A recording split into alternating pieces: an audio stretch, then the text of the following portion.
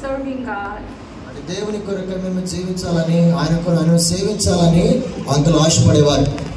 He prayed for us day and night. రాత్రింబగళ్ళు మా కొరకు ప్రార్థించేవాడు. And encouraged us to live our lives for God's glory. దేవుని యొక్క మహిమ కొరకై మేము జీవించాలని ప్రోత్సహించేవాడు. Even when he was struggling with his health issues. తన అనారోగ్య పరిస్థితుల్లో ఎంతో బాధపడుతున్నప్పటికీ కూడా his unwavering faith was an example to follow. వాటి చలించినటువంటి విశ్వాసమును కలిగి ప్రభువును వెంబడించాడు. He reminded me of Psalm 73:26. 73వ కీర్తన 26వ వచనము అంకుల్ విషయంలో నాకు జ్ఞాపకం ఉంది.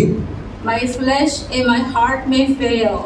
వాటి నా యొక్క శరీరము నా హృదయము అది కుళ్ళిపోయినను కృషించిపోయినను. But God is the strength of my heart and my portion forever. దేవుడు నా యొక్క భాగమై ఉన్నాడు, ఆయన నాకు బలమై ఉన్నాడు అనేటువంటి మాట జ్ఞాపకం వస్తుంది.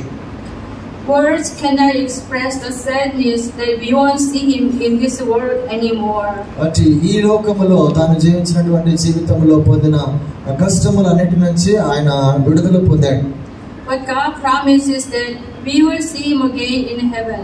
అయితే దేవుడు మనకు వాగ్దానం చేశాడు, సహోదరుని మనం తిరిగి ఆయన కలుసుకుంటాం. We love you, uncle, and we will miss you.